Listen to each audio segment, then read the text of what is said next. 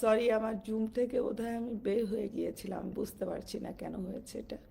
ঠিক আছে, আবার আমি ইনশাল্লাহ শুরু করছি। তো আমি আমার হাদিস ক্লাসে বলেন, বিশেষ করে হাদিস ক্লাসে আমি তালিমটা বেশি দেওয়ার চেষ্টা করি যে আমি কি বুঝলাম, বা নিত্য নৈমিত্তিক আমাদের লাইফে যে মানে প্রবলেমগুলো আমরা ফেস করি এগুলো নিয়ে আমি একটু কথা বলার চেষ্টা করি হাদিস কোরআনের আলোকে।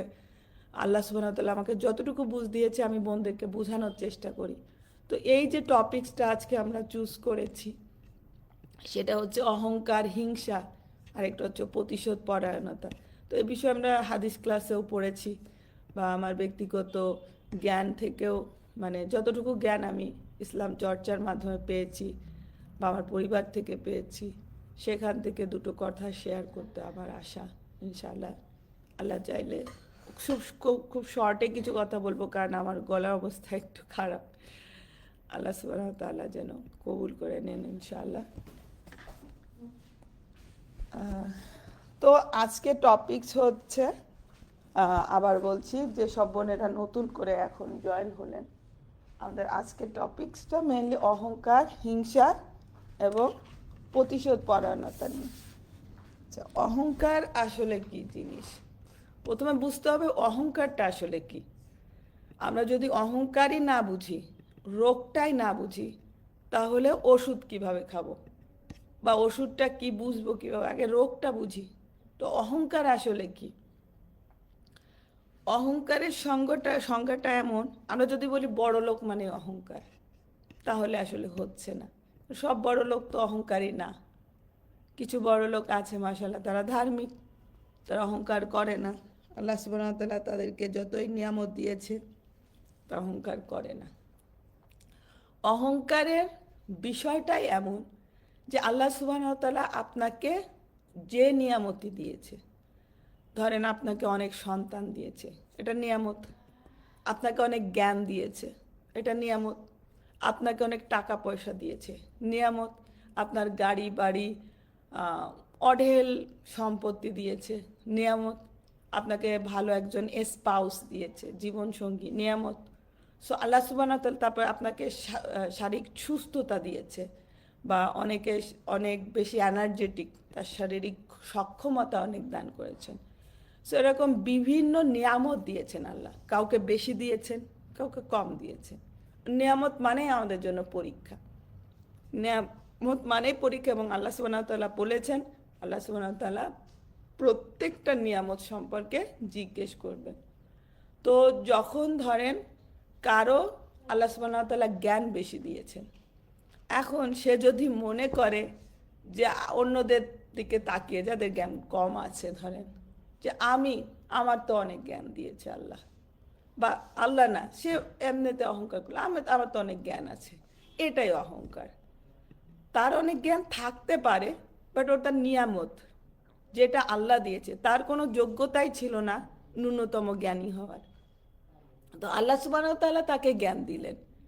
তো এখানে অহংকার করতে পারলে বা করার কোনো রাইটস থাকলে আল্লাহ সুবহানাহু ওয়া তাআলা অহংকার করবেন, এবং অহংকার আল্লাহ সুবহানাহু ওয়া তাআলার চাদর, আল্লাহ বলেছেন। সো আমরা যাকে যেটাই দেওয়া হয়েছে, এটা নিয়ামত এবং এটা পরীক্ষা।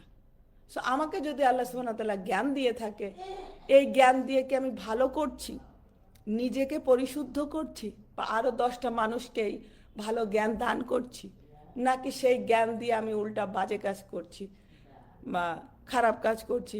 বা অনেকে জ্ঞান নিজে আহরণ করেছে, কাউকে দিতে চায় না, তাও আবার জ্ঞান পাপী হয়ে যাচ্ছে। তো জ্ঞান যখন দিয়েছে, হ্যাঁ, জ্ঞানী মানুষ মানে কি, আমি জাস্ট পার্টিকুলারলি এই জ্ঞানটা দিয়ে আমি বুঝাচ্ছি, পরে আমি অন্যগুলোও বলবো। যখন একটা গাছে অনেক ফল হয় না, তখন গাছটা নুয়ে পড়ে। তো জ্ঞানীরা হবে হাম্বল, তারা হবে বিনয়ী, তারা তাদের জ্ঞান নিয়ে কখনো গর্ব করবে না, কখনো অহংকার বোধ করবে না। তারাই আসলে প্রকৃত জ্ঞানী, কারণ এই জ্ঞান তো আসলে আল্লাহ দিয়েছে। তার আর আশেপাশের আরো 10টা মানুষের মধ্যে তফাৎটা কি? আল্লাহ তাকে জ্ঞান দিয়েছে বিইজনিল্লাহ, এটাই বিইজনিল্লাহ মানে হচ্ছে আল্লাহ সুবহানাহু ওয়া তাআলা তৌফিক দিয়েছে তাকে ওই জ্ঞানের অর্জনের তৌফিক দিয়েছে, কিন্তু আল্লাহ সুবহানাহু ওয়া তাআলা তাকে বিভিন্ন মাধ্যমে জ্ঞান দান করেছে, বাট এখানে তার অহংকার করার তো কিছুই নাই। কারণ আল্লাহ সুবহানাহু ওয়া তাআলা না দিলে তো আমরা এগুলো অর্জন করতে পারতাম না। তাহলে দিল কে এই জ্ঞানটা? এই জ্ঞানটা দিলই আল্লাহ সুবহানাহু ওয়া তাআলা। তো অহংকার করার মালিক আমার মালিক আল্লাহ সুবহানাহু ওয়া তাআলা স্বয়ং অহংকার করার ইখতিয়ার রাখে। আল্লাহরই শান অহংকার, আল্লাহর চাদর, আল্লাহ বলেছেন একটা হাদিস। তো আমরা অহংকার করতে পারি না। যাকে জ্ঞান দেওয়া হয়েছে এটা তার জন্য পরীক্ষা। এবার আসি টাকা পয়সা। টাকা পয়সা দিয়েছে আল্লাহ একজনকে, অনেক টাকা পয়সা দিয়েছে। সে ধরেন দামি গাড়িতে ঘুরে বেড়াচ্ছে, Pajero, what ever it is, BMW, বড় বড় গাড়িতে ঘুরছে। আল্লাহ তাকে টাকা দিয়েছে, নিয়ামত দিয়েছে, এইটা দিয়ে তাকে পরীক্ষা করা হচ্ছে। এই টাকা দিয়ে সে আসলে করবেটা কি, এটাও ডেফিনেটলি তার জন্য টেস্ট। এই টাকা দিয়ে সে নিজের জন্যই শুধু ভোগবিলাসে ব্যয় করবে, নাকি সে আশেপাশে দরিদ্র গরিব ইসলামী ভালো খাতগুলোতে, ইসলামী বলে কথা না, মানব কল্যাণে সে ব্যবহার করছে কিনা, অন্য মানুষকে দিচ্ছে কিনা। যেমন খাদিজা রাদিয়াল্লাহু আনহার অনেক টাকা দিয়েছিলেন রাদিয়াল্লাহু আনহার, সে কি করেছিল? সে ইসলামের জন্য ব্যয় করেছিল। সো দিল একজনকে টাকা পয়সা, হ্যাঁ সে দান খয়রাতও করছে, মাশাল্লাহ। দেখা গেলো সে দামি একটা গাড়িতে বসেছে, কিন্তু সে বসে দাম্ভিক অনুভূতি তার মধ্যে আসে না, অহংকার ফিল হয় না। সে তখন গাড়িতে ওঠে, যারা রিকশায় যাচ্ছে বা যারা পথচারী হেঁটে যাচ্ছে তাদের প্রতি সে হীন ফিল করে না, সে সমান ফিল করে। যে মানুষটা রিকশায় যাচ্ছে আমি ওখানে থাকতে পারতাম, আল্লাহ হয়তো আমাকে, আল্লাহ হয়তো না, আল্লাহ সুবহানাহু ওয়া তাআলা আমাকে এটা দিয়ে পরীক্ষা করছে। হ্যাঁ আমি শুধুমাত্র এটা ব্যবহার করছি, আল্লাহ আমার তকদিরে রেখেছে, আমি ব্যবহার করছি। বাট আপনিও নিয়ামতটা ভোগ করছেন, কিন্তু আপনি নিচু চোখে দেখছেন অন্য মানুষকে। হয়তো কাজের লোককে গাড়িতে কখনো তুলেন না, আপনার ভেতরে অহংকার আছে যে আমার কাজের লোক আমার গাড়িতে উঠবে, এই হলো অহংকার। বাট আল্লাহ আপনাকে দিয়েছে, আপনি ব্যবহার করছেন, পাজেরও কোনো সমস্যা নেই, আপনি ব্যবহার করেন, আল্লাহ নিয়ামত দিয়েছে, কিন্তু আপনার ভেতরে কোনো অহংকার থাকা যাবে না যে এটা আমার দুনিয়ার ব্যবহারের জন্য আল্লাহ দিয়েছে। ব্যবহার সামগ্রী, আল্লাহ বলেছেন এই নিয়ামতগুলোকে দুনিয়ায়, সবে দুনিয়া আমরা ব্যবহার করব। হ্যাঁ, এবং এটাও আমাদের জন্য পরীক্ষা যে এটা আমরা ভালো কাজেও ব্যবহার করছি কিনা। সিমিলারলি আপনার অনেক সন্তান দিতে পারে আল্লাহর নিয়ামত, তো এটা নিয়ে আপনি গর্ববোধ করেন, নাকি আপনি এটা আল্লাহ সুবহানাহু ওয়া তাআলা যে বিগ পারপাজে এই পৃথিবীতে পাঠিয়েছেন, উম্মার কল্যাণ করা, সমাজের কল্যাণ করা, ব্যক্তি, সামাজিক, রাষ্ট্রীয়, তারপরে মুসলিম উম্মাহ, সেগুলোতে আপনি ব্যবহার করছেন কিনা আপনার সন্তানকে, সেগুলোর দিকে তাকে যেতে দিচ্ছেন কিনা, আপনি তার ঈমান আমল এগুলো বাড়াচ্ছেন কিনা, আল্লাহর প্রতি ভালোবাসা, রসুল সাল্লাল্লাহু যে দিনে দাওয়া রেখে গেছেন আমাদের মধ্যে, সেটা নিয়ে সে কাজ করছে কিনা, সে ব্যক্তিগত জীবন ইসলাম ফলো করছে কিনা। সেটা না করে আমরা আমাদের ছেলে মেয়েকে শুধু দুনিয়ামুখী বানালাম, প্রচুর টাকা ইনকাম করতেছে, কেউ USA গেছে, কেউ ডক্টর, ইঞ্জিনিয়ার, আর আমি সেটা নিয়ে দাম্ভিক, আর যেন আমার উমুক ছেলে ইঞ্জিনিয়ার, আমার তুমুক ছেলে মেরিন ইঞ্জিনিয়ার, আমার উমুক ছেলে ডক্টর, এত এত টাকা ইনকাম করে মানুষ, দম্ভ করে বলে মানুষকে। তো আপনার ভেতরে যদি দম্ভ না থাকে তাহলে ওকে, ডাক্তার ইঞ্জিনিয়ার হোক, কোনো ক্ষতি নেই, কিন্তু আপনার ভেতরে অহংকার থাকা যাবে না যে এই যে নিয়ামত সন্তানরা, এটাও আল্লাহর থেকে পরীক্ষা, যে আমি ঠিকমতো তাদেরকে ইমানের শিক্ষাটা দিলাম কিনা, তারা সব কিছুর ঊর্ধ্বে আল্লাহ সুবহানাহু ওয়া তাআলাকেই ভালোবাসে কিনা, সব কিছুর ঊর্ধ্বে দিন ইসলামকে তার জীবনে প্রায়োরিটি দেয় কিনা। আমাদের অহংকার করার জন্য এই নিয়ামত দেওয়া হয়নি। একইভাবে আপনার সুস্বাস্থ্য থাকতে পারে, আপনি বা অনেক শক্তিশালী হতে পারেন, সারাদিন আপনি অনেক কর্মঠ থাকেন, অনেক কিছু করতে পারেন, মাল্টিটাস্কিং করতে পারেন, ব্যবসা বাণিজ্য কত কিছু আপনি করতে পারেন। আল্লাহ সুবহানাহু ওয়া তাআলা আপনাকে সক্ষমতা দিয়েছে, কিন্তু যার এই সক্ষমতা দেননি, যেহেতু ন্যূনতম ঘরের কাজটুকুই করতে দেওয়ার কষ্ট হয়ে যায়, আপনাকে যে নিয়ামতটা দিয়েছে আপনি দাম্ভিকতা করবেন না, অহংকার করবেন না যে আল্লাহ আপনাকে নিয়ামতটা দিয়েছে, আপনার কোনো যোগ্যতা ছিল না নিজেকে শারীরিকভাবে সুস্থ রাখার মানসিকভাবে সুস্থ রাখার, এতগুলো কাজ করার শুধুই আল্লাহ দিয়েছেন আপনাকে সেই যোগ্যতা। কাউকে না দিয়ে পরীক্ষা করেছেন, কাউকে দিয়ে পরীক্ষা করেছেন। সুতরাং এসব ব্যাপারেও আমরা দাম্ভিক হব না, বলে বেড়াবো না নিজের আল্লাহ সুবহানাহু ওয়া তাআলা আমাদেরকে যে সক্ষমতা দিয়েছে সেটা নিয়ে অহংকার করে বেড়াবো না। আর অবশ্যই নিজের প্রশংসা করার সময় মাশা আল্লাহ বলবো, তা না হলে তো বদনজরও লেগে যাবে। সুতরাং এই কোনো কিছুই আসলে অহংকারের পর্যায়ে পড়ে না। আপনি অহংকার করতেন যদি এটা আপনার নিজের কিছু হতো, কিন্তু কোনো কিছুই কি আমাদের? তাহলে লা হাওলা ওয়ালা কুওয়াতা ইল্লা বিল্লাহ কি? সব কিছু করার ক্ষমতা একমাত্র আল্লাহর। তো ওই আল্লাহর ক্ষমতা বলেই আজকে আপনি শারীরিকভাবে সুস্থ, মানসিকভাবে সুস্থ, আপনি কর্মঠ। ওই ক্ষমতা বলে আল্লাহ সুবহানাহু ওয়া তাআলা আপনাকে বিভিন্ন রকমের নিয়ামত দিয়ে পরীক্ষা করতেছেন। তাহলে আপনার ঘরে যে কাজের লোকটা আপনার কাজ করে দিচ্ছে, ওই কাজের লোক ইটসেলফ আপনার জন্য একটা নিয়ামত। বহু ঘরে কোনো কাজের লোক থাকে না, তাদের নিজেদের কষ্ট করতে হয়। ফাতিমা রাদিয়াল্লাহু আনহা, 4জন মুসলিম নারী যারা তাদের ঈমানকে পারফেক্ট করেছে, পারফেক্ট ঈমান, তার মধ্যে একজন ফাতিমা রাদিয়াল্লাহু আনহা। তার হাতে শক্ত ঠোসকা পড়ে গিয়েছিল ঘরের কাজ করতে করতে। আর তাদের কাজগুলো তো আজকাল আমাদের মতো ওয়াশিং মেশিন নাই, ব্লেন্ডার নাই। তাদের তো যে রুটিগুলো সেগুলো ছেনে ছেনে, মানে যেগুলো ওই যে কি বলে বাড়ি দিয়ে দিয়ে ওই গম থেকে ওগুলো বানিয়ে, মানে একদম ফিজিক্যালি তারা সব কিছু করতো। তখন তার মেশিন টেশিন এসব কোনো কিছুই ছিল না। সে ফাতিমা রাদিয়াল্লাহু আনহারও কোনো কাজের লোক দেননি রাসূল সাল্লাল্লাহু আলাইহি ওয়াসাল্লাম। একবার চেয়েছিলেন, সে এর চেয়ে ভালো তুমি এই জিকিরটা করো। তখন ওই যে রাতে একটা জিকির শিখিয়ে দিয়েছিলেন, 33 বার সুবহানাল্লাহ, 33 বার আলহামদুলিল্লাহ, 34 বার আল্লাহু আকবার। সো এই যে মানে তারও এই নিয়ামতটা ছিল না। তো আমাদের ঘরে যে যাকে কাজের লোকের নিয়ামত দিয়েছেন আল্লাহ সুবহানাহু ওয়া তাআলা, শুধুমাত্র তাকে ওই কাজের লোকের পজিশনে দিয়েছেন, আর আমাকে তার ঘরের, আমি এই ঘরের ধরে মালিকিন, তো আমাকে সেই পজিশনে দিয়েছেন। এই পজিশন কে দিয়েছে? মালিক দিয়েছে, মালিক চুজ করেছে। ওকে কাজের লোক বানিয়ে ওর পরীক্ষা চলছে, আমাকে মালিক বানিয়ে, আমি জাস্ট ঘরের মালিক বলছি, আমার পরীক্ষা চলছে যে আমি ওর সাথে কি ব্যবহার করি। আমি কি অহংকারের বশবর্তী হয়ে ওর দিকে চোখটাকে হীন করে তাকাই যে আমার চেয়ে স্ট্যাটাসে কম, ক্লাসে কম, I am high class, she is low class? Never, কখনোই না। আমাদের প্রত্যেকের একটাই ক্লাস, আমরা আল্লাহর বান্দি। সেও বান্দি, আমিও বান্দি। কার? এক আল্লাহর। সুতরাং আমি তাকে নিচু চোখে দেখতে পারি না। শুধুমাত্র তাকে নিয়ামত কম দিয়ে, রিজিক, এই টাকা পয়সা কম দিয়ে আল্লাহ পরীক্ষা করেছেন। আমরা সবাই সমান। তো তাকে নিচু নজরে দেখবেন না, তাকে মোটেই নিচু নজরে দেখবে না। উল্টা তাদের সাথে সবচেয়ে ভালো ব্যবহার করার কথা বলা হয়েছে, রাসূল সাল্লাল্লাহু আলাইহি ওয়াসাল্লাম তার বিদায়ী ভাষণে বলেছেন। সো এইভাবে আপনি আরও কিছু মিলান, বহু কিছু মিলান। আপনার ছেলেটা লেখাপড়ায় ভালো, তার ক্লাসে হয়তো আরেকটা ছেলে লেখাপড়ায় খারাপ। আপনার ছেলে ব্রেন আল্লাহ শার্প দিয়েছে, আরেকজনের দেয়নি। আপনি হীন নজরে তাকাবেন না অন্য বাচ্চাটার প্রতি, কেননা এটা আল্লাহর থেকে পরীক্ষা ওই বাবা মার প্রতি আর ওই সন্তানের প্রতি। তার হয়তো অনেক কষ্টে অর্জন করছে সে জ্ঞানটা।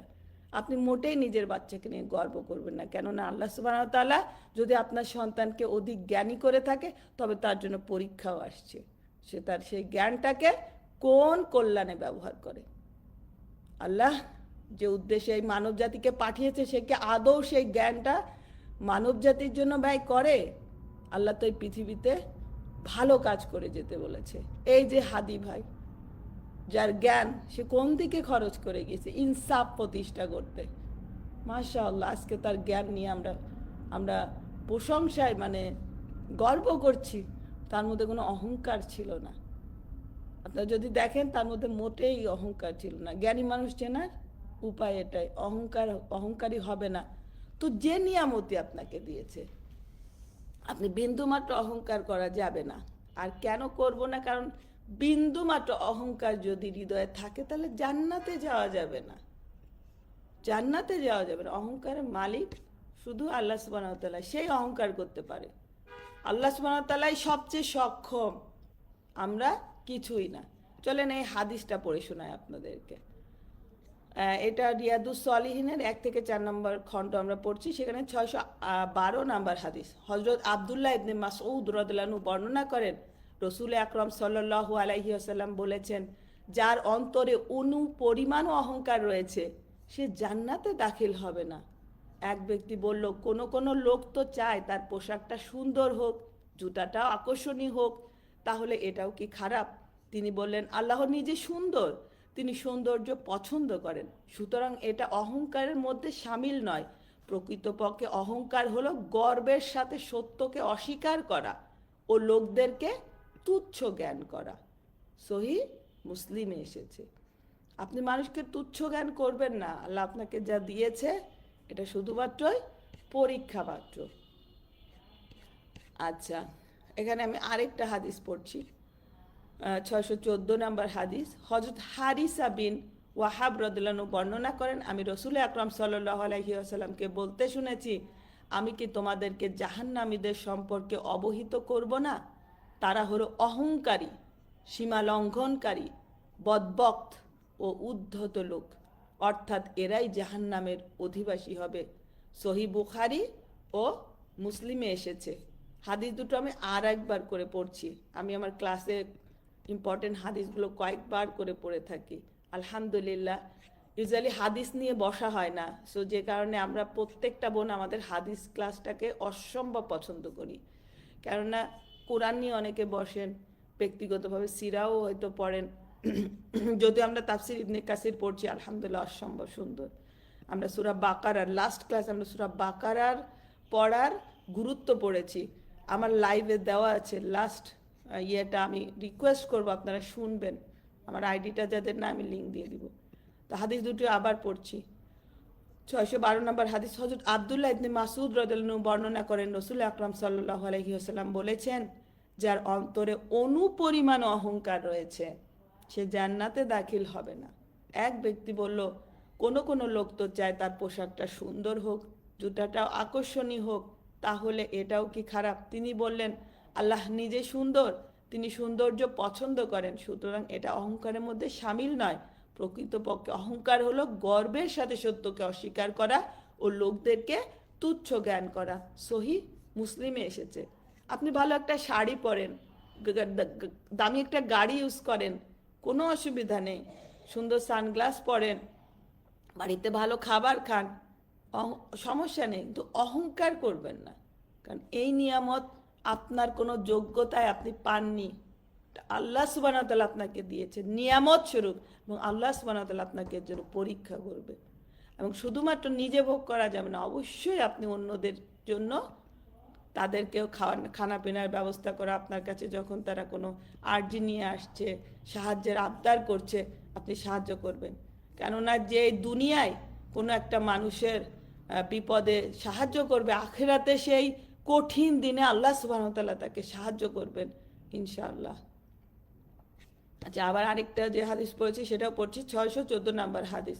হযরত হারিসা বিন ওয়াহাব রাদিয়াল্লাহু আনহু বর্ণনা করেন, আমি রাসূল আকরাম সাল্লাল্লাহু আলাইহি ওয়াসাল্লামকে বলতে শুনেছি, আমি কি তোমাদেরকে জাহান্নামীদের সম্পর্কে অবহিত করব না? তারা হলো অহংকারী, সীমা লঙ্ঘনকারী, বদবক্ত ও উদ্ধত লোক, অর্থাৎ এরাই জাহান্নামের অধিবাসী হবে। সহি বুখারী ও মুসলিমে এসেছে।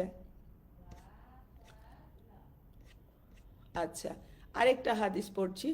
হযরত আবু হুরায়রা রাদিয়াল্লাহু আনহু বর্ণনা করেন, 618 নম্বর হাদিস। হযরত আবু হুরায়রা রাদিয়াল্লাহু আনহু বর্ণনা করেন, রাসূল আকরাম সাল্লাল্লাহু আলাইহি ওয়াসাল্লাম বলেছেন, মহান সম্মানিত আল্লাহ বলেন, সম্মান ও মাহাত্ম্য হচ্ছে আমার পাজামা, আর অহংকার ও শ্রেষ্ঠত্ব বোধ আমার চাদর।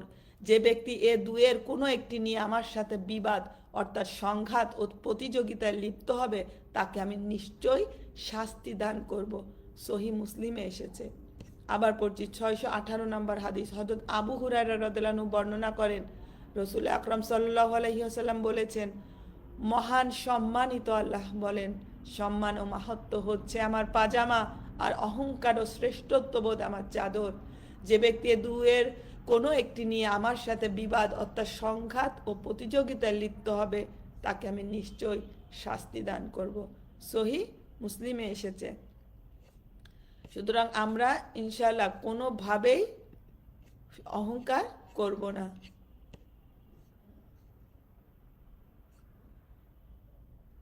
আচ্ছা, আমি জাস্ট একটু দেখছিলাম যে আমরা এখানে কি কি বলতে পারি আজকে। আমি আমার ক্লাসের যে পিডিএফটা পড়ছি ওখান থেকে আমি আপনাদেরকে পড়ে পড়ে শোনাচ্ছি। আচ্ছা, আর অহংকারের উল্টো দিকে কি আছে? নম্রতা, ভদ্রতা, এটা নিয়েও আমাদের ক্লাসে আমরা পড়েছি। সেখান থেকে জাস্ট আল্লাহ সুবহানাহু ওয়া তাআলা যে কোরআনে বলেছেন সেখান থেকে দুটো আয়াত পড়ে শোনাচ্ছি। মহান আল্লাহ বলেন, যারা তোমরা অনুগত্য করো, মহান আল্লাহ বলেন, যারা তোমার অনুগত্য করে সেসব মুমিনদের প্রতি বিনয়ী হও। সূরা শুআরা 215 নম্বর আয়াত। মহান আল্লাহ আরো বলেন, হে ঈমানদারগণ, তোমাদের মধ্যকার কোনো ব্যক্তি যেন নিজের দিন থেকে তোমাদের মধ্যকার কোনো ব্যক্তি যদি নিজের দিন থেকে ফিরে যায় তবে যেতে পারে। তাদের স্থলে আল্লাহ এমন জনগোষ্ঠীকে সৃষ্টি করবেন যারা হবে আল্লাহর নিকট প্রিয়। আল্লাহ হবেন তাদের নিকট প্রিয়। তারা মুমিনদের প্রতি অতীব বিনম্র ও বিনয়ী হবে এবং কাফেরদের প্রতি হবে অত্যন্ত কঠোর। সো আলহামদুলিল্লাহ, আমরা মোটামুটি যতটুকু দেখেছি যে অহংকার আল্লাহ সুবহানাহু ওয়া তাআলার চাদর। আমরা কখনো অহংকার করব না, আমরা অহংকারের যোগ্য নই। আমরা এই পৃথিবীতে সফরে এসেছি, সফর শেষে আমরা আবার আল্লাহর কাছে ফিরে যাব। আমরা এখানে অহংকার করতে আসিনি। আমরা কেউ জানি না কোন মুহূর্তে আল্লাহ সুবহানাহু ওয়া তাআলা আমাদেরকে ডাক দিবেন, আর কখনো ক্ষমা চাওয়ার সুযোগ হবে কিনা। আমরা যে বোনকে তুচ্ছ জ্ঞান করেছি, কথা দিয়ে কষ্ট দিয়েছি, আমরা মাফ চেয়ে নিব। কেননা এই যে একজন সাহাবী শুধুমাত্র রাতের বেলা মাফ করে দিতেন দেখেই রাসূল সাল্লাল্লাহু আলাইহি ওয়াসাল্লাম বলেছিলেন তিনি জান্নাতি। তো অনেক সময় বাড়াবাড়িও হয়ে যেতে পারে, অনেক বোন কষ্ট দিয়ে ফেলতে পারে আমাদের। আল্লাহর জন্য ক্ষমার নীতি অবলম্বন করব। আল্লাহ কোরআনে বহুবার বলেছেন ক্ষমা করার জন্য। আমরা মানুষকে ক্ষমা করলে আল্লাহ ক্ষমা করবেন। আল্লাহ বলেছেন, হাদিসে এসেছে যে যার হৃদয়ে কোমলতা নাই তার মধ্যে কোনো কল্যাণ নাই। এই ক্ষমা করা, দয়া মায়া, এগুলো কোমলতা। আপনি আরো বলেছেন, আল্লাহ বলেছেন যে বান্দার প্রতি দয়া দেখায় না, আল্লাহ তার উপর দয়া দেখাবে না। তাহলে কিসের অহংকার? এই দুনিয়ার কোনো কিছু কবরে নিয়ে যেতে পারবো, এই ফ্ল্যাট, গাড়ি, বাড়ি, এগুলো কবরে নিতে পারবো আমি যা দান সাদাকা করেছি, ভালো কাজ করেছি, সেই আমল। তো আজকে ইনশাল্লাহ যতটুকু অহংকার নিয়ে বলেছি, খুব বেশি বলার প্রয়োজনে অল্প শুনেও আমরা সেগুলো নিজের মধ্যে ধারণ করাটা ইম্পর্টেন্ট। তো হিংসা আর প্রতিশোধ পরায়ণতা নিয়ে সংক্ষেপে বলি।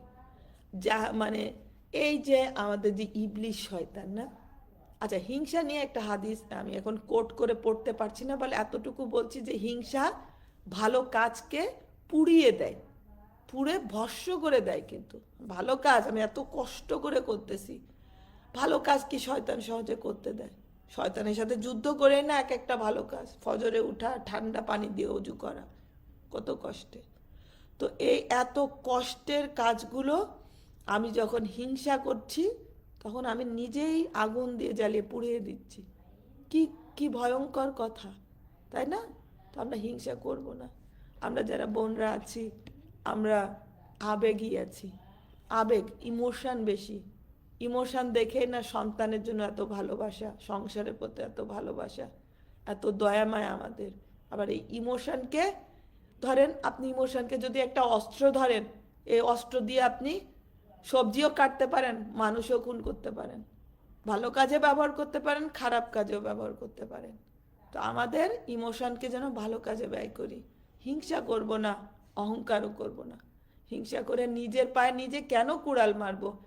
এই যে আমলটুকু নিয়ে আল্লাহর দরবারে পৌঁছাবে, কতটুকু আমল আমরা জীবনে করতে পারি, কত শর্ট জীবন, সেই আমলে যদি আমি পুড়িয়ে দিয়ে যাই পৃথিবী থেকে, কতই না খারাপ কাজ হবে। আর গীবত, পরনিন্দা, এগুলো তো আমরা করেই থাকি। তার মানে কি আমি আমল করতেছি, আমার যে কলসটা ওটাতে ফুটাও করে দিছি, আমল করি আর ওই যে গীবত করি আর ফুটা দিয়ে সব পড়ে যায়। রাসূল সাল্লাল্লাহু আলাইহি ওয়াসাল্লাম বলেছে যে তোমাদের মধ্যে মানে ব্যাংক্রাফটেড কারা, মানে কিছুই নাই, কিচ্ছু নাই যার, বলছে তারা যার টাকা পয়সা নাই, বলছে না, অনেক আমল নিয়ে আসবে কিয়ামতের ময়দানে, কিন্তু তারা হিংসা করে, মানে এই যে গীবত করেছে অন্যের নামে, তারপরে ওই হাসনের ময়দানে সমস্তটা যার গীবত করছে তাকে দিয়ে দিবে। যখন তার শেষ হয়ে যাচ্ছে, আরও তার গীবতের পরিমাণ ছিল, এবার যার নিয়ে বলেছে তার খারাপ কাজগুলো, খারাপ আমলগুলো তাকে দিয়ে দেওয়া হবে। তাহলে কত বড় লস সেদিন। অনেক অনেক আমল নিয়ে গেছে, কোরআন পড়ে, নামাজ পড়ে, তাহাজ্জুদ পড়ে, সব ঠিক আছে, তো গীবত ছাড়তে পারিনি। আল্লাহ যেটা ভালো বলেছে আর মানা করেছে, গীবত হলো সত্য, আপনার ওই ভাই বোনের মধ্যে ওই দোষটা আছে তাই আপনি বলতেছেন, এটাই গীবত। আর যার নাই সেটা নামিমা, অপবাদ, সেটা আরো খারাপ জিনিস। তো গীবত ছাড়াটা আসলে রীতিমতো শয়তানের সাথে মনে হয় যে এর চাইতে বড় যুদ্ধ বোধহয় আমাদের নাই, মেয়েদের ক্ষেত্রে বিশেষ করে। আমরা যেহেতু আবেগী, হ্যাঁ, আবেগটাকে আমরা ভালো কাজে ব্যয় করব, কোরআন পড়বো, আল্লাহর প্রতি, রসুলের প্রতি, সাহাবাদের জীবনী পড়বো, কি পরিমাণ ক্ষুধা তৃষ্ণায় তারা ভুগেছেন। আমরা হাদিস ক্লাসে যে হাদিসগুলো পড়ি, রসুলের জীবনী পড়ি, বা ইসলামের প্রথম যুগে তাদের উপর যে অত্যাচার, নিপীড়ন, নির্যাতন হয়েছে, আমরা তার কিছুর মধ্যে নাই, কিচ্ছুর মধ্যে নাই। তো তাদের থেকে আমরা কিছু শিখি যে আল্লাহ এত নিয়ামতের মধ্যে রেখেছে, তারপরেও আমি আল্লাহ শুক্রিয়া করছি না, আমি খুশি হচ্ছি না, আল্লাহর অবাধ্য হয়ে চলছি। এই যে আল্লাহ ভীরুতা আসলে কি, আল্লাহ ভীরুতা কি জিনিস, যে আপনি আল্লাহর বাধ্য হবেন, আল্লাহর প্রত্যেকটা কথা আপনি মেনে চলার চেষ্টা করবেন, এটাই তো আল্লাহ ভীরুতা। আল্লাহকে ভয় করতে হবে না, আল্লাহর সামনে দাঁড়াতে হবে না।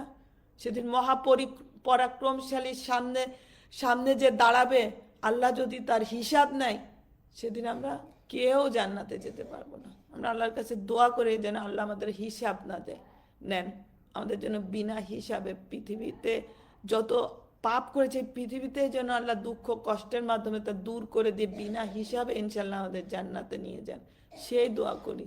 মহান রব্বাল আলামিনের সামনে আমরা দাঁড়াতে পারবো না, আমরা কিছুই করিনি জীবনে, তো কিসের অহংকার আমাদের।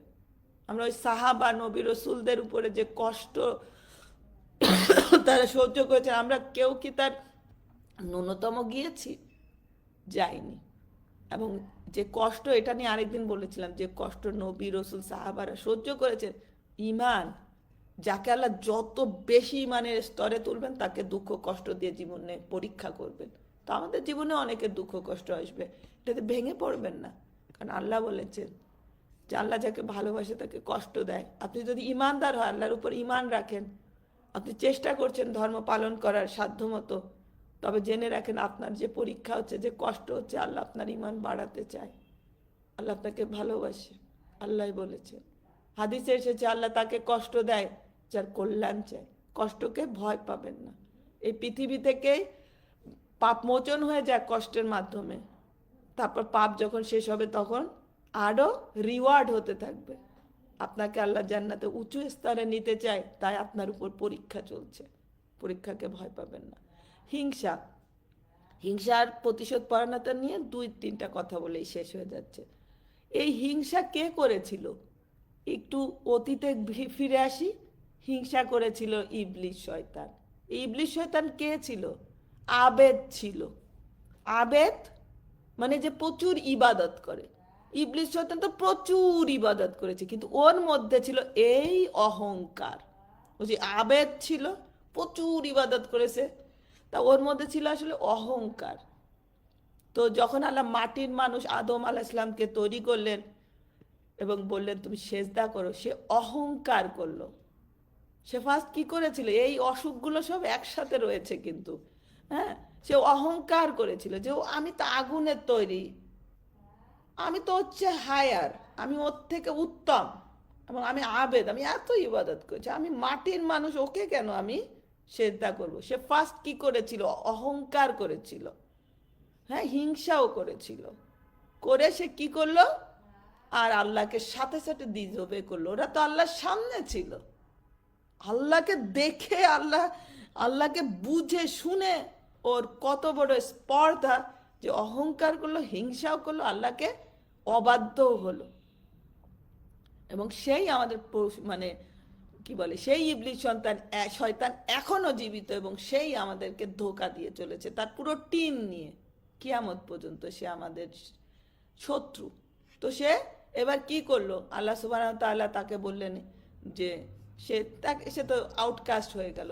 আল্লাহ তাকে তার আমাদের শত্রু বানিয়ে দিলেন, এবং সে এই পৃথিবীতে আল্লাহর কাছে কি বলে আসলো, যে আল্লাহকে চ্যালেঞ্জ দিল যে আদম সন্তানের প্রত্যেককে আমি জাহান্নামে নিয়ে আসব। তারপর এই গান বাজনা নিয়ে আসলো। আর আল্লাহ কি বললেন, আল্লাহ বললেন আমরা যতক্ষণ মাফ চাইবো আল্লাহ ততক্ষণ মাফ করবে।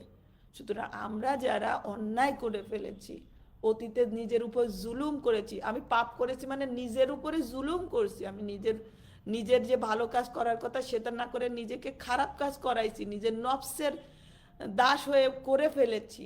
হতাশ হবেন না, কেননা আল্লাহ কোরআনে বলেছে আল্লাহ এমন এক দরদি আল্লাহ যে সমস্ত পাপ মাফ করে দিবেন। সুতরাং আমরা তওবা করব, খাস তওবা করব, আল্লাহমুখী ফিরে আসব, এবং আমরা এই শয়তানের যে অন্তরের রোগগুলো, এই অহংকার, হিংসা, প্রতিশোধ পরায়ণতা, এর কোনো কিছুকে আমরা কখনো নিজেদের মধ্যে ঢুকতে দিব না। যেমন আল্লাহর রসুল কখনো নিজের জন্য প্রতিশোধ নেননি, ব্যক্তিগত প্রতিশোধ আমরা নিব না। আমরা নিতে পারি, আজকে হাদি ভাইকে বিনা দোষে তার মতো এত মহৎ এক জিহাদি, এমন ইমানদার একজনকে মেরে ফেলেছে, হ্যাঁ আমরা তার সেই মৃত্যুর আমরা সঠিক বিচার চাই, সেটা অন্য কথা। সেখানে আমরা প্রতিশোধ পাই না, সেখানে আমরা ইনসাফ চাই, ঠিক আছে, কিন্তু ব্যক্তিগত স্বার্থে কেউ প্রতিশোধ নিবেন না।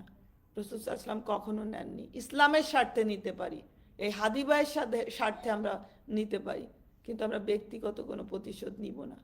এটা প্রতিশোধ পরায়ণতা খুবই খারাপ জিনিস। এটা আমি মনে করি ঈমান প্রচণ্ড ধ্বংস করে। আমি অনেক সময় বোনেরা এমন করতেই পারে, আমরা অনেক ইমোশনাল, বারবার বলছি, আমাদের আবেগ বেশি, আমরা যেন প্রতিশোধ পরায়ণ না হই, ক্ষমার নীতি অবলম্বন করি। কেননা আল্লাহ সুবহানাহু ওয়া তাআলা বারবার বলেছেন ক্ষমা করার জন্য। আমরা যদি ক্ষমা না করি আল্লাহ আমাদের ক্ষমা করবেন না। বান্দার প্রতি ক্ষমাশীল হতে হবে। ইনশাআল্লাহ আল্লাহ তৌফিক দিন। আমাদের হৃদয়ে যে অহংকার, হিংসা, প্রতিশোধ পরায়ণতা কারো যদি থেকে থাকে, আমরা যেন এটা বুঝি যে এই জিনিসগুলো সেই খোদ শয়তানেরই জিনিস, যেটা আমরা আমাদের মধ্যে রাখতে পারবো না। নবী, রসুল, বড় বড় এই যে সাহাবি, যত জ্ঞানী গুণী সবাইকে দেখবেন তারা অহংকার মুক্ত, হিংসা মুক্ত, প্রতিশোধ পরায়ণতা মুক্ত। বড় মানে ব্রড হতে হবে, ভেতরটাকে বড় করতে হবে। আর এটা সব সময় মনে রাখতে হবে। আপনি কখন মনে রাখতে পারবেন যে এগুলো করা যাবে না? যখন আপনি সত্যিকার অর্থে বিশ্বাস করেন ওই 7 আসমান জমিনের উপরের যে মালিক, সর্বক্ষমতা তার, আর আমি এই জমিনে শুধুমাত্র তার একজন দাস। সত্যিকার অর্থে আমি দাস, এবং আমি তার সমস্ত মানে নির্দেশগুলো পালন করার জন্য এই জমিনে এসেছি। আজকে আমি সন্তান লালন পালন করছি, তার নির্দেশ পালন করছি। আজকে আমি স্বামীকে সম্মান করছি, তার নির্দেশ পালন করছি। আমি আজকে সংসারের যাবতীয় যা দায়িত্ব আল্লাহ দিয়েছেন করছি, আল্লাহর জন্য করছি। কারণ আমার জীবনের একটাই টার্গেট, সেটা হলো আল্লাহর সন্তুষ্টি। আল্লাহকে সন্তুষ্ট করে আমি তার দরবারে হাজির হতে চাই, যে আল্লাহ আমি তোমার জন্য করে আসছি। যেভাবে হাদি ভাই বলেছে, আমি একটা সন্তুষ্টির হাসি হাসতে চাই, যে অ্যাটলিস্ট আমি ইনসাফ করে আসছি আল্লাহ। তো আমরাও যেন এই সুন্দর মনটাকে, আল্লাহ সুবহানাহু ওয়া তাআলা একটা মন দিয়েছে, এই সুন্দর মনটাকে যেন সুন্দর রেখেই আমরা অহংকার মুক্ত হয়ে আল্লাহ সুবহানাহু ওয়া তাআলার বড়ত্বকে মাথায় রেখে, যে আমি যে ক্ষুদ্র, আমি অহংকার করার যোগ্য না, আমি আল্লাহর শুধুমাত্র একটা সৃষ্টি, অহংকার করার মালিক আমার স্রষ্টা, যিনি নিখুঁত, যিনি হাইয়ুল কয়্যুম। নিজেকে প্রথমে বুঝানোর চেষ্টা করেন যে আমি আসলে কিছুই না, আমি তুচ্ছ, আমি নগণ্য, আমি আল্লাহর একটা সৃষ্টি মাত্র, আমি অহংকার করার ক্ষমতা রাখি না। অহংকার করার মালিক আমার আল্লাহ, যার সমস্ত কিছু করার ক্ষমতা আছে, যেই আমাদেরকে নিয়ামত দিচ্ছে এবং নিয়ামত দিয়ে পরীক্ষা করে যাচ্ছেন শুধুমাত্র। সুতরাং এই শয়তানের জিনিসকে কিছুতেই নিজের ভেতরে জায়গা দিব না ইনশাআল্লাহ। আশা করি যতটুকু পেরেছি বোঝানোর, এবং আল্লাহ সুবহানাহু ওয়া তাআলা আমাকে এটা, প্রথমত আমি নিজের জন্য দোয়া করছি যেন আল্লাহ সুবহানাহু ওয়া তাআলা আমাকে এটা মেনে চলার তৌফিক দিন, এবং যে বোনরা আজকে শুনলেন বা যারা রেকর্ডিংয়ে পরবর্তীতে শুনবেন সবাইকে যেন আল্লাহ সুবহানাহু ওয়া তাআলা এই কথাগুলো মেনে চলার তৌফিক দেন। আমরা যেন একেবারে আল্লাহর বাধ্য হয়ে এই জমিনে তার দাসত্ব স্বীকার করে নিজের জীবনের শেষ পর্যন্ত প্রতিটা দিন চলতে পারি। আল্লাহ সেই তৌফিক দেন। আমাদের ঈমান আমলকে বাড়িয়ে দেন। আমাদের সন্তানদের ঈমান আমল, আমাদের স্বামী, আমাদের পরিবারবর্গ, আমাদের পিতামাতা সবার ঈমান, যারা বেঁচে আছেন তাদের ঈমান আমল নিয়ে যেন কবরে যেতে দেয়, এবং যারা চলে গেছেন তাদের জন্য আল্লাহ সুবহানাহু ওয়া তাআলা ক্ষমা করে দেন। এবং অবশ্যই আমরা যেন প্রত্যেকে ঘরে ঘরে অন্যায়ের বিরুদ্ধে প্রতিবাদী হই, সে তৌফিক দিন। আমরা যেন জিহাদের তামান্না নিয়ে মারা যেতে পারি। আমরা জিহাদের নিয়াত করলে আল্লাহ নিয়াত, ভালো নিয়াত করলে আল্লাহ তার সওয়াব দিয়ে দেন। আমরা প্রত্যেকে নিয়াত করব যে আমরা যেন জিহাদ করতে করতে মারা যাই। জিহাদ হলো আল্লাহর রাস্তায় সংগ্রাম করা, শুধুমাত্র তলোয়ার না। আপনি আল্লাহর কথা মেনে চলছেন, সংসারে সন্তানের ঈমানের জন্য কষ্ট করছেন, সবই জিহাদের অংশ হবে ইনশাআল্লাহ।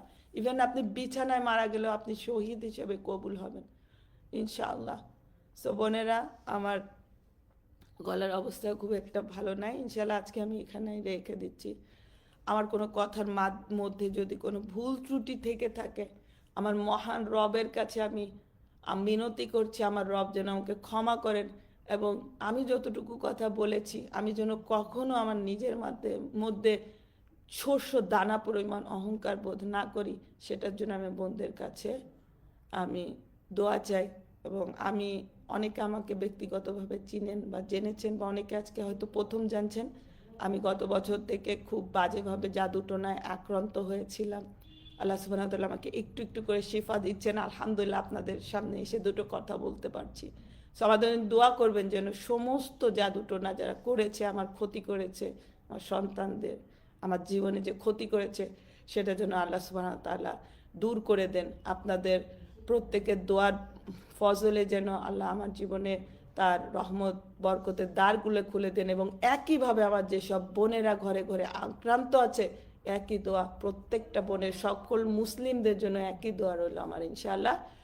আল্লাহ সুবহানাহু ওয়া তাআলা আমাদেরকে কবুল করুন, এবং সেই দরদি রসুলের উপর দুরূদ পড়ছি একবার, যে রসুল, জাস্ট আর দুটো কথা রসুলকে নিয়ে বলি। আপনারা যারা সিরা ক্লাস করছেন না, আমরা যত রসুল সম্পর্কে জানবো ততই তাকে ভালোবাসবো। পিতা মাতার উপরে ভালোবাসতে বলেছে রসুলকে। তো সেই রসুল সাল্লাল্লাহু আলাইহি ওয়াসাল্লামকে নিয়ে আর দুটো কথা বলে আমি দুরূদ শরীফ পড়ে দোয়া পড়ে শেষ করছি। তো আমরা হাদিস ক্লাসে কিছু বইও পড়ি, ওখানে আমরা পেয়েছি যে প্রত্যেক নবী রসুলকে কিয়ামতের দিন হাসরের ময়দানে ওখানে সোনার চেয়ার দেওয়া হবে, সবাই গিয়ে বসে পড়বে। আমাদের রসুল বসবেন না, আমাদের রসুল দাঁড়িয়ে ঠায় দাঁড়িয়ে থাকবে, পিছে না তার কোনো উম্মতিকে জাহান্নামে দিয়ে দেওয়া হয়। একজনকে জাহান্নামে দিচ্ছে, তখন আদম আলাইহিস সালাম একটা বড় টিলার উপরে দাঁড়িয়ে ওই দিন আদম আলাইহিস সালাম দেখবে, এবং সে ডাকছে, আহমদ আহমদ, তোমার এক বান্দাকে, তোমার এক উম্মতিকে নিয়ে যাচ্ছে জাহান্নামে। রাসূল সাল্লাল্লাহু আলাইহি ওয়াসাল্লাম গিয়ে তার কোমরের চেন ধরে টানতে থাকবেন। তখন ফেরেশতারা বলবে আমরা আল্লাহর অবাধ্য হতে পারবো না। তখন আল্লাহ ফেরেশতাদের বলবে ছেড়ে দাও। তখন রাসূল সাল্লাল্লাহু আলাইহি ওয়াসাল্লাম একটা ছোট চিরকুট নিয়ে তার আমল নামায় দিবে, এবং অনেক ভারী হয়ে যাবে। এই চিরকুট ছিল রসুলের উপরে পড়া দুরূদ। তার আমল বেড়ে গেল, সে জান্নাতে চলে গেল। সো এই যে মুরগি যেমন তার বাচ্চাগুলোকে মানে প্রোটেক্ট করে রাখে, তার বাহুর নিচে রাখে, পাছে না কোনো পাখি এসে বাচ্চা নিয়ে যায়, সেই হাসরের ময়দানে যে দরদির রসুল এভাবে আমাদেরকে প্রোটেক্ট করতে থাকবেন, এবং একজন উম্মতিকে সে বাঁচাতে চাইবেন জাহান্নাম থেকে। সেই দরদি রসুলকে কি আসলে আমরা ওই পরিমাণ ভালোবাসি? সে যে ইসলামের দাওয়াত নিয়ে এসেছিল, আমরা কি সেইটা মেনে চলি? সে তো তার কাজ আমাদের হাতে সঁপে দিয়ে গেছে, আমরা কি সেই কাজ সামনে এগিয়ে নিয়ে চলছি? যে কোরআন রসুলের উপর নাজিল হয়েছে, সিরা ক্লাসে আমরা পড়েছি, কখনো কখনো এক একটা আয়াত এমন ভারী হয়েছে, রসুল সাল্লাল্লাহু আলাইহি ওয়াসাল্লাম উটের উপরে ছিল, এমন ভারী হয়েছে, জিবরাইল আলাইহিস সালাম তার উপরে উঠেছে, উট গেড়ে বসে পড়েছে। এক সাহাবীর উপরে রসুলের হাঁটু ছিল, সেই অবস্থায় নাজিল হয়েছে, এবং রসুলের হাঁটু গিয়ে সেই সাহাবার হাঁটুর উপরে পড়েছে, তাই সাহাবা বলছে তার হাঁটু ফেটে যাচ্ছে, চুরমার হয়ে যাচ্ছে। সেই কোরআন 23 বছর ধরে আমরা কি কোরআনকে সময় দিচ্ছি? তেলাওয়াত করছি তো, যে রসুল এত কষ্ট করে যার উপরে এই কোরআন তেলাওয়াত, এই কোরআন নাজিল হয়েছে। তো সেই দরদি রসুলকে জানতে হবে, সিরাহ পড়তে হবে। আমার ক্লাসে শুন বাবা, ব্যক্তিগতভাবে, তাহলে মা বাবার ঊর্ধ্বে কীভাবে রসুলকে ভালোবাসবেন যদি আপনি রসুল সম্পর্কে না জানেন? সে দরদি রসুল সম্পর্কে জানতে হবে। তার তার হাদিসগুলো, একটা হাদিস যে জেনে অন্যকে জানাবে, বলেছে না, পারলে মানে একটা হাদিস হলেও অন্যকে জানাও। সো হাদিস অবশ্যই ইম্পর্টেন্ট, হাদিস যেও জানতে হবে। হাদিস কোরআন দুটো মিলেই না কমপ্লিট হবে ইনশাল্লাহ রসুলের জীবনী সুন্নাহ। তো ইনশাল্লাহ সে দরদি রসুলের উপর দুরূদ পড়ছি। আল্লাহুম্মা সাল্লি আলা মুহাম্মাদ ওয়া আলা আলি মুহাম্মাদ কামা সাল্লাইতা আলা ইব্রাহিম ওয়া আলা আলি ইব্রাহিম ইন্নাকা হামিদুম মাজিদ। আল্লাহুম্মা বারিক আলা মুহাম্মাদ ওয়া আলা আলি মুহাম্মাদ কামা বারাকতা আলা ইব্রাহিম ওয়া আলা আলি ইব্রাহিম ইন্নাকা হামিদুম মাজিদ। সুবহানাকা আল্লাহুম্মা ওয়া বিহামদিকা নাশহাদু আল্লা ইলাহা ইল্লা আনতা নাস্তাগফিরুকা ওয়া নাতুবু ইলাইক। আসসালামু আলাইকুম ওয়া রাহমাতুল্লাহি ওয়া বারাকাতুহু।